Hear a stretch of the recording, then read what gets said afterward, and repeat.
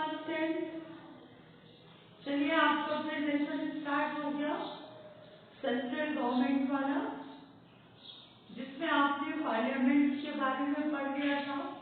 Upper house lower house दोनों हो गए थे, प्रेसिडेंट का इलेक्शन हो गया था, और अब प्रेसिडेंट की पावर्स के बारे में हमको पढ़ना है।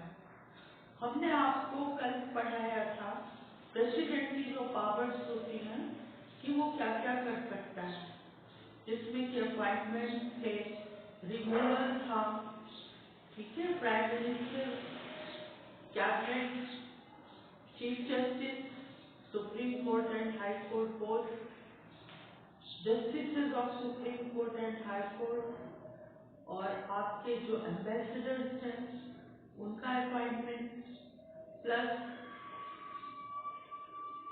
जो अटॉर्नी जनरल है उनका अपॉइंटमेंट, गवर्नर का अपॉइंटमेंट, ये सारे अपॉइंटमेंट हमने आपको बताए थे कि प्रेसिडेंट कर सकता है, मतलब उसको पावर्स है वही करेगा, सकता है कि तो बात ही नहीं है।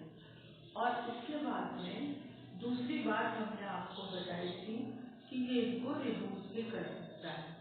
कंट्री के जो भी बहुत इम्पोर्टेंट और बड़े काम होते हैं वो प्रेसिडेंट के नाम पे ही होते हैं, क्योंकि वो हेड ऑफ द स्टेट होता है, ठीक है, इतना हम आपको बता चुके थे। इसके बाद कुछ इमरजेंसी पावर्स है जो सिर्फ प्रेसिडेंट को मिली हुई होती। कल हमने आपको बताया था कि अगर गवर्नमेंट प्रेसिडेंट इमरजेंसी लागू करना चाहे तो पहले तो वो 2 मंथ के लिए, जिसमें उसको किसी की कंसेंट की जरूरत नहीं होती है, 2 मंथ के लिए कर सकता है। फिर अगर वो बढ़ाना चाहे, देखिए ये कंडीशंस पर डिपेंड करता है, ये नहीं कि उसने अपने मन से कभी भी इमरजेंसी लगा दी। उसके बाद में कैबिनेट की राय लेकर के, पार्लियामेंट की राय लेकर के, और जब रिटर्न में उसको दिया जाता है कि आप इमरजेंसी फोर्स कर सकते, तब वो इस इमरजेंसी को 6 मंथ के लिए बढ़ा सकता है। और बच्चों किन्हीं कंडीशंस में जो हम आपको आगे बताएंगे उसमें ये इमरजेंसी 3 इयर्स के लिए भी हो सकती है। लेकिन कैसे हो सकती है आपको हम बता दें। सबसे पहले जो प्रोसेस होता है इमरजेंसी डिक्लेरेशन का, ये आपके आर्टिकल 356 में दिया हुआ है कि किस तरह जो प्रेसिडेंट है वो इमरजेंसी इम्पोज कर सकता है।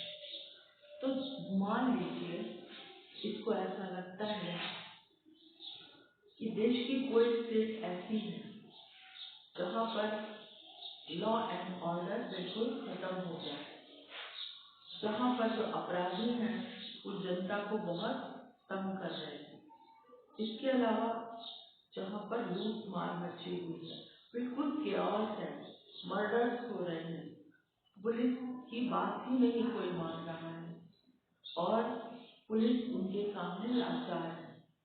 2 प्रकार से भी हो सकते हैं, या तो पुलिस करना नहीं चाहती, जो कि असंभव है, ऐसा नहीं हो सकता, और दूसरी बात यह है कि पब्लिक डरती ही नहीं है, जो अपराधी लोग हैं वो पुलिस से डरते ही नहीं है।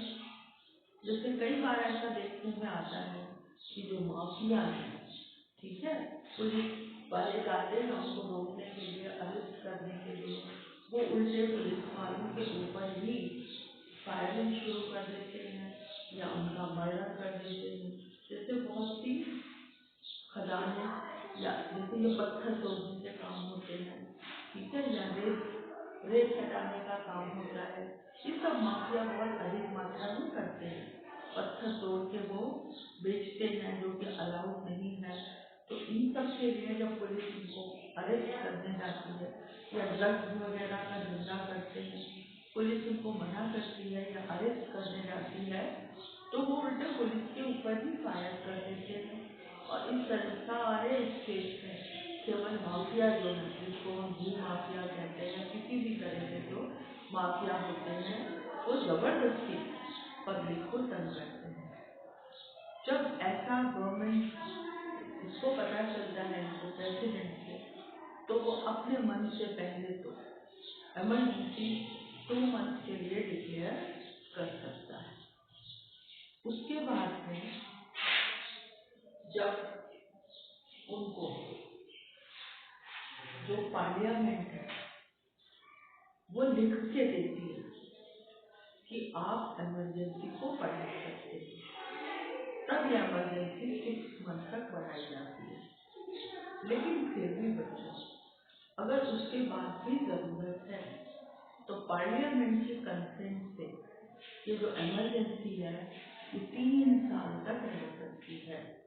उसके बाद वहाँ इलेक्शन जरूरी हो जाते हैं और फिर इमरजेंसी इम्पोज नहीं की जा सकती है।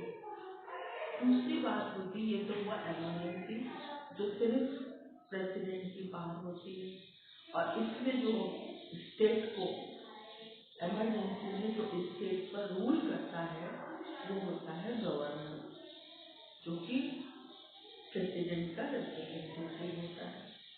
दूसरी बात होती है जो फाइनेंशियल इमरजेंसी, ये बड़ी इम्पोर्टेंट इमरजेंसी है। जैसे मान लीजिए प्रेसिडेंट को पता चलता है कि कोई फॉरेन अटैक हुआ है कंट्री के ऊपर, ठीक है, या जो मिलिट्री है उसने रिवोल्ट कर दिया है, ठीक है, तो उस समय ये जो है प्रेसिडेंट ये इमरजेंसी को डिक्लेयर कर सकते हैं। अगर रिवोल्ट किया हो आदमी ने या किसी बाहर की कंट्री ने अटैक कर दिया हो, तो उस समय जो फाइनेंशियल इमरजेंसी है आर्टिकल 260 के अंतर्गत वो इम्पोज की जाती है और वो लागू कर दी जाती है, ठीक है। उसके बाद में ये होने के बाद ये पूरी कंट्री के ऊपर लागू होती है, और उसके बाद में ये उसी तरह से होती है जैसे यहाँ पर होती है, पहले 2 मंथ के लिए, उसके बाद में पार्लियामेंट की कंसेंट लेकर के उसको 6 मंथ या 3 ईयर्स बढ़ाया जा सकता है। लेकिन बच्चों कोई भी, अगर आप जानते हैं रिवोल्ट होगा, चाहे वो आर्मी का हो, और तो कोई ऐसा रिवोल्ट हो ही नहीं सकता जो कि कंट्री के ऊपर खतरा हो। अगर इनसाइड रिवोल्ट है, इनसाइड है, तो उसमें यही आता है, ठीक है, कि लोग जो है वो आर्मी रिवोल्ट करते और पावर अपने हाथ में लेने की कोशिश करें, जैसा कि हमारे पड़ोसी देश में होता रहा है। आप 10th में हैं, अच्छी तरह जानते हैं कि मेरा इशारा किस देश की तरफ है। अपने इंडिया में ऐसा नहीं हुआ है, और मुझे नहीं लगता है कि ऐसा होगा, क्योंकि यहाँ की डेमोक्रेसी और यहाँ के लोग, उनकी भावनाएं ही अलग हैं, ठीक है। तो इतना आपने पढ़ लिया प्रेसिडेंट के बारे में, ठीक है। अब आप एक काम करिए, अपनी कॉपी और बुक उठाइए और उसमें आप सबसे पहले आप लिखिए अपॉइंटमेंट ऑफ प्रेसिडेंट। प्रोसीजर आपको लिखना है appointment of president and his powers, and his powers. देखो बच्चों, ये बहुत इम्पोर्टेंट है। आप सोचेंगे मैडम हर चैप्टर को इम्पोर्टेंट कर देती है, लेकिन ऐसा नहीं है। आपके कोर्स में है ही इम्पोर्टेंट चैप्टर, खासकर जो डेमोक्रेसी है, जो ये गवर्नर है, मैंने आपको बताया पूरी कंट्री ही इनसे मिलकर बनती है, उसके ऊपर शासन ही इनका होता है, पार्लियामेंट का, प्रेसिडेंट का, प्राइम मिनिस्टर का, कैबिनेट का, जिसको हम और आप चुनते हैं। तो फिर ये जरूरी है इस बात को समझना, तो इसको आप जरूर पढ़ लीजिए। समझ तो आप गए होंगे कि कैसे प्रेसिडेंट का इलेक्शन होता है, कैसे वैलिड वोट्स होते हैं, कितने लोग इलेक्शन में खड़े होते हैं, उसको डिवाइड करते हैं, उसके बाद फिर उसको 1000 से डिवाइड करते हैं, तो वोट की संख्या आ जाती है। फिर जो भी खड़ा होता है, सीक्रेट बैलेट, सीक्रेट वोटिंग होती है, जिससे कि प्रेसिडेंट का इलेक्शन होता है, ठीक है। ये चीजें आपने समझ ली हैं, तो ये क्वेश्चन आपको जरूर लिखना है। अब हम आगे आपको बताएंगे, प्रेसिडेंट तो हो गया, अब वाइस प्रेसिडेंट कैसे होता है ये हम आपको, हम आपको अब बताएंगे वाइस प्रेसिडेंट के बारे में, ठीक है। प्रेसिडेंट हो गया, अब वाइस प्रेसिडेंट, जो वाइस प्रेसिडेंट है इनका इलेक्शन कैसे होता है या इनका सिलेक्शन कैसे होता है। देखिए, जो वाइस प्रेसिडेंट है उनको भी वोट के द्वारा ही चुना जाता है, लेकिन पार्लियामेंट का ज्वाइंट सेशन होता है, अपर हाउस और लोअर हाउस। उस ज्वाइंट सेशन में वाइस प्रेसिडेंट को चुना जाता है। ये राज्यसभा का मेंबर नहीं होता है, ये लोअर हाउस के मेंबर होते हैं और इनको चुना जाता है। ठीक है, ज्वाइंट सेशन होता है, जो मेंबर्स है अपर हाउस और लोअर हाउस के वो वोट देते हैं और फिर मेजॉरिटी के अकॉर्डिंग जो भी जीतता है।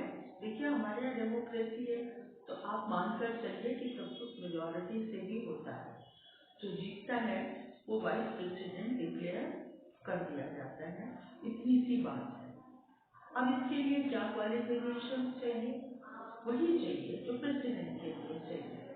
सबसे पहले ये should be citizen of India. हमने आपको बताया हर चीज के लिए सिटीजन ऑफ इंडिया होना जरूरी है। उसके बाद इनकी जो एज है 35 ईयर्स होनी मस्त है।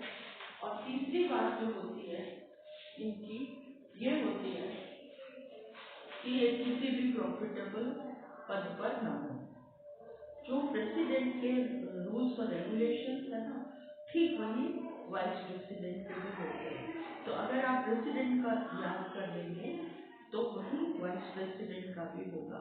और जैसा हमने आपको बताया कि सिटीजन ऑफ इंडिया होना तो जरूरी है, और कोई भी चाहे वो प्राइम मिनिस्टर हो या सीधे सीधे मेंबर्स हो, किसी के भी इलेक्शन के लिए ये जरूरी है कि वो किसी प्रॉफिटेबल पोस्ट पर न हो, तभी वो इलेक्शन लड़ सकता है, नहीं तो उसका इलेक्शन वैलिड नहीं माना जाता है। ठीक है, तो ये तो हो गया इनका चुनाव। अब इनको ऑफिस से रिमूव कैसे किया जा सकता है? ठीक है, चुनाव होने के बाद रिमूवल फ्रॉम ऑफिस, ये भी बड़ी अजीब सी बात है कि अगर इनको रिमूव करें तो कैसे कर सकते हैं। वैसे ऐसी स्थिति आनी तो नहीं चाहिए, लेकिन आ जाती है। तो क्या करते हैं रिमूव करने के लिए इनको?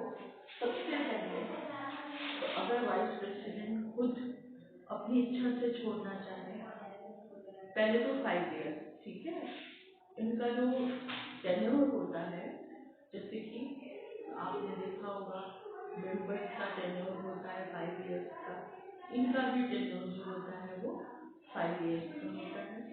5 ईयर्स फिनिश होने के बाद ये अपने आप उस पोस्ट से हट जाते हैं। अगर 5 ईयर्स के बाद जो नई पार्लियामेंट आती है, हो सकता है कि इनको सेकंड टाइम इलेक्ट कर दिया जाए किसी को भी, तब इनको दोबारा इलेक्ट करना पड़ता है। अब दूसरी बात ये है कि मान लीजिए इनके ऊपर या तो डेथ हो गई हो, ईश्वर ना करे, तो ये ऑफिस से अपने आप रिमूव हो जाते हैं। मान लीजिए इनको रिमूव करना चाहते हैं, तो बच्चों इनको राज्यसभा ही सबसे पहले जो राज्यसभा है वो नोटिस देती है, जिसके ऊपर राज्यसभा के सारे मेंबर्स के सिग्नेचर होने चाहिए। वो राज्यसभा में मतलब अपर हाउस में ये जो मोशन है, नो कॉन्फिडेंस मोशन है, ये 14 दिन पहले 14 डेज बिफोर मूव किया जाता है।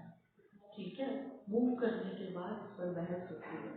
अगर मान लीजिए सारे लोग के सिग्नेचर हो तब तो वो मान लिया जाता है और फिर ये लोअर हाउस में भेजा जाता है। बच्चों केवल अपर हाउस ही नहीं, लोअर हाउस की कंसेंट भी वाइस प्रेसिडेंट के रिमूवल के लिए जरूरी होती है। केवल अपर हाउस अगर चाहे तो रिमूव नहीं कर सकता है। और मैंने आपको जैसा बताया, राज्यसभा में नो कॉन्फिडेंस मोशन तो पास हो सकता है अगर मेजॉरिटी है तो, और मूव भी राज्यसभा में ही किया जाता है, क्योंकि ये जो है ये राज्यसभा के एक ऑफिशियल चेयरमैन होते हैं, इसीलिए। तो ये कुछ तरीके हैं जो कि आपने प्रेसिडेंट में भी देखे और इनके में भी देखे। सेम रिमूवल में सेम चीजें होती हैं जिससे कि रिमूव किया जा सकता है। ठीक है, तो और हमने आपको बताया कि इनकी जो इंफॉर्मेशन है 14 डेज पहले देना जरूरी होता है और मेजॉरिटी वोटिंग बहुत जरूरी है, चाहे वो लोअर हाउस हो या अपर हाउस। इसके बाद आते हैं पावर्स एंड फंक्शन। ठीक है, उनके पावर्स क्या होते हैं और फंक्शन क्या होते हैं। वाइस प्रेसिडेंट सबसे पहला होता है, ये जो नई राज्यसभा के चेयरमैन होते हैं, तो ऑफिशियल चेयरमैन इनको कहा जाता है। ठीक है, तो इनके पावर्स में क्या आता है, सबसे पहले ये क्या होते हैं, एक्स ऑफिशियल चेयरमैन। ठीक है, अब चेयरमैन होकर के ये क्या काम करते हैं, आपको पता है चेयरमैन क्या करता है, पूरा लॉ एंड ऑर्डर देखता है। हालांकि इनको ये देख लो आप, इनको वोटिंग का राइट नहीं होता है क्योंकि राज्यसभा के मेंबर नहीं है, ये एक्स ऑफिशियल चेयरमैन है लेकिन ये राज्यसभा के मेंबर नहीं है, इस वजह से इनको वोटिंग का राइट नहीं होता है। मान लीजिए कोई ऐसा बिल आया जिसमें कि दोनों पार्टी से वोट दिए या अपोजिशन और रूलिंग पार्टी के वोट बराबर आ रहे हैं, इक्वल आ रहे हैं, तो उस समय ये एक वोट इनका वोट वैलिड होता है और ये वोट देकर के जिस तरफ भी वोट देंगे एक वोट ज्यादा हो जाएगा तो वो जो बिल है वो पास माना जाता है। अदरवाइज अगर वोट इक्वल नहीं है तो इनको वोट देने का कोई राइट नहीं होता है। दूसरा, in the absence of president, भगवान ना करे अगर प्रेसिडेंट की डेथ हो गई है या उनको ऑफिस से रिमूव कर दिया गया हो या उन्होंने खुद छोड़ दिया हो, इस तरह की कोई कंडीशन अगर आती है, उनके ऊपर इम्पीचमेंट, प्रेसिडेंट के ऊपर इम्पीचमेंट का केस लगाओ जिसकी वजह से वो रिमूव कर दिए गए हैं, तो उनकी रिस्पॉन्सिबिलिटीज को, प्रेसिडेंट की रिस्पॉन्सिबिलिटीज को फुलफिल करने के लिए उस समय वाइस प्रेसिडेंट काम करता है और तब तक करता है जब तक कि नया प्रेसिडेंट इलेक्ट नहीं हो जाता है। ठीक है, तो ये आपको प्रेसिडेंट और वाइस प्रेसिडेंट दोनों के बारे में मैंने आपको बताया। तो कल तो मैंने आपको जो काम दिया है उसमें प्रेसिडेंट का दिया है, लेकिन जो वाइस प्रेसिडेंट का आप देख रहे हैं इसमें तो किसी तरह का कोई कॉम्प्लिकेशन है ही नहीं, तो ये भी आपके लिए बहुत इजी हो गया है। अब आता है प्राइम मिनिस्टर। प्राइम मिनिस्टर के बारे में तो आप सब जानते हैं कि प्राइम मिनिस्टर जो है वो कैसे चुना जाता है, ये तो बताने की जरूरत शायद है भी नहीं, फिर भी हम आपको बता दें। क्या बता दें कि जो प्राइम मिनिस्टर होता है वो इलेक्शन के द्वारा, पब्लिक के द्वारा चुना जाता है। ठीक है, पार्लियामेंट में, इसको मैं भी आपको डिटेल से बताती हूँ। हाँ, हम आपको बता रहे थे कि हमने आपको प्रेसिडेंट बता दिया, वाइस प्रेसिडेंट बता दिया, अब हम आपको प्राइम मिनिस्टर के बारे में बताएंगे। ठीक है, ध्यान से सुनिएगा, आपको याद हो जाएगा।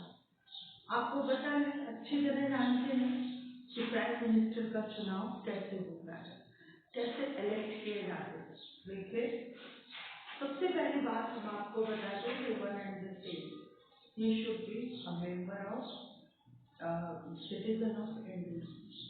ठीक है, बाकी बातें आपको पता है। अब जो बेटा प्राइम मिनिस्टर होता है, अलग अलग पार्टी में हमारे एक इलेक्शन कमीशन होता है जो कि जिसके ऊपर किसी भी पार्टी का कोई हक नहीं होता और वो बिल्कुल इंडिपेंडेंट होता है।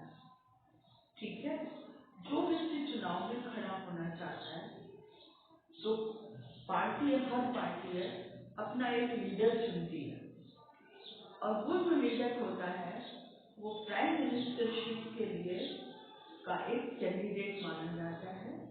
जैसे अपने यहाँ बीजेपी, उसमें नरेंद्र मोदी जी, कांग्रेस जिसमें राहुल गांधी, एसपी जिसमें अखिलेश यादव, बीएसपी मायावती, ये सारे जो लीडर्स हैं ये कैंडिडेट,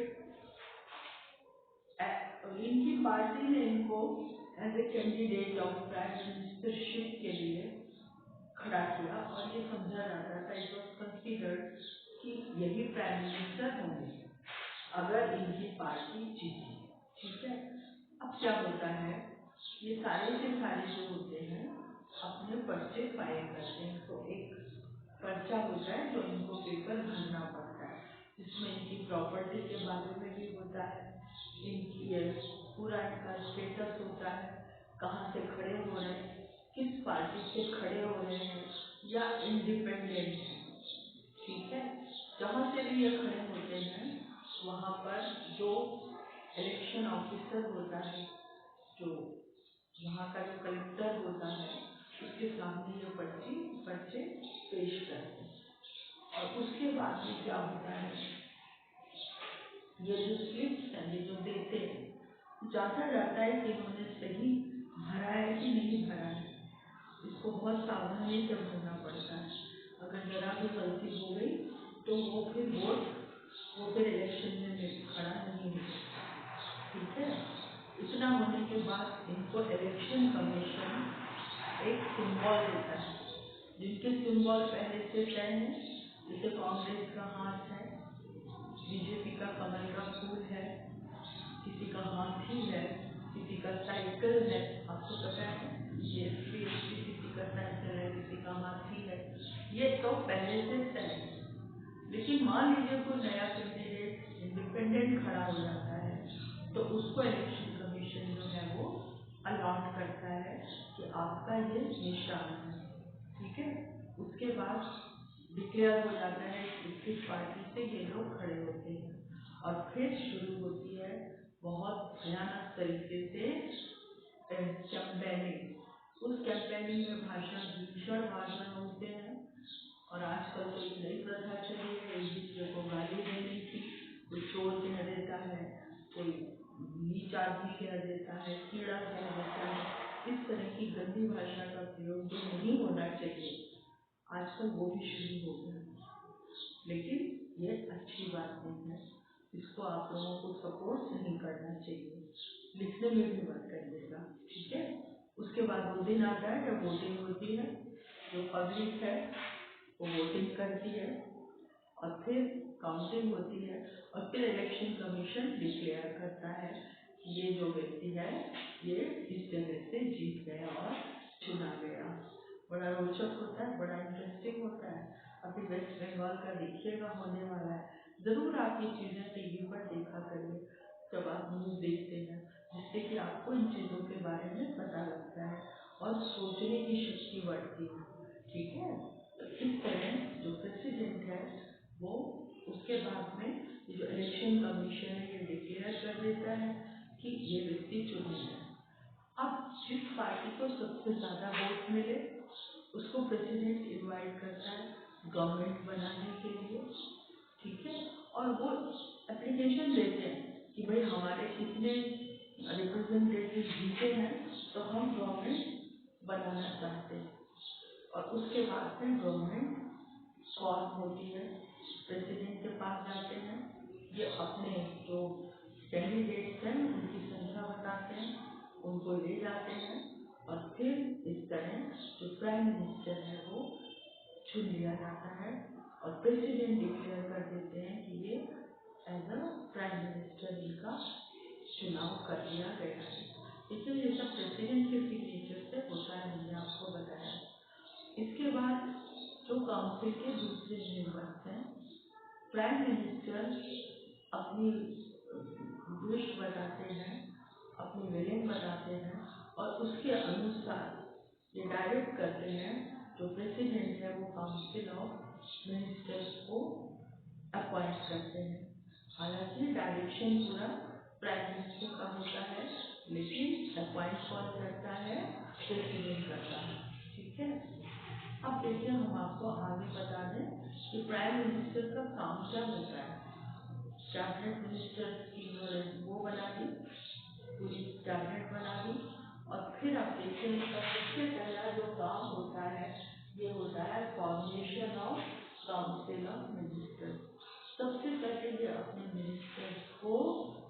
देते हैं, बड़ा कठिन काम है।